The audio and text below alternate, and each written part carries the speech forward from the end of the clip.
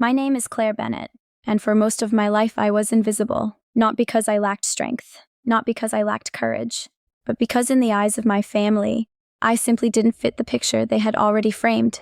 I was born into a dynasty of soldiers, not just a military family, a legacy. My grandfather led troops in the Korean War. My father earned his stripes in the Gulf. My brother, Daniel, was practically born with a silver star pinned to his chest. They called him the future of the force. Me? I was just Claire, the quiet one, the polite one, the support act to the main event. At family dinners, I sat silently while they talked about battle plans and strategy. They admired Daniel's war games and leadership medals like trophies in a shrine. I watched. I listened. I learned. They didn't see potential in me.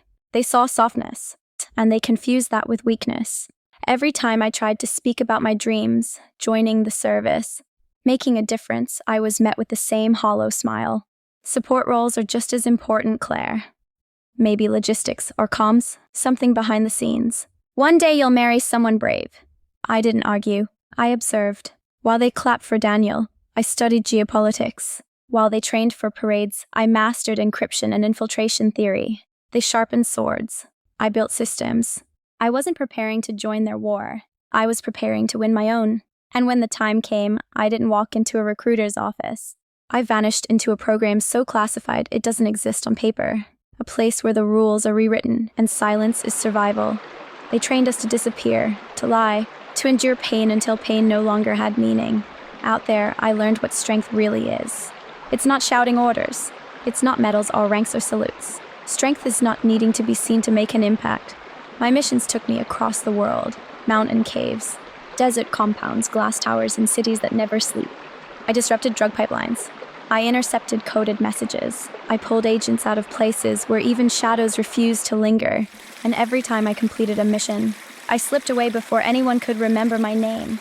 Because my work wasn't about glory. It was about preventing catastrophe before the world even knew it was at risk. And still, my family never knew. They thought I worked in data analysis for some private security firm. They still bragged about Daniel's medals, his speeches, his promotions. My father once told me, "You'll never know what it feels like to command a room." He was wrong. I commanded entire nations' fates from behind the curtain. But every storm needs a spark. Mine came during Operation Blind Sky. A black op, unauthorized, dangerous beyond measure. An American general, celebrated, beloved, was secretly selling high-level intelligence to foreign powers, feeding them our defense systems, diplomatic moves, nuclear protocols. He wasn't just betraying the country. He was preparing to dismantle it from within. And I found him, alone. No support, no backup.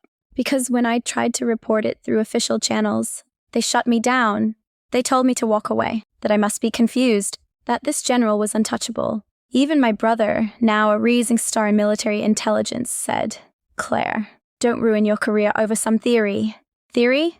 Ad recordings? Data trails, proof. And they buried it. They buried me. Suddenly I wasn't just invisible. I was a threat. I was accused of espionage, my credentials revoked, my missions discredited, my name removed from every record, my legacy erased. Even my family didn't stand beside me. My father, silent.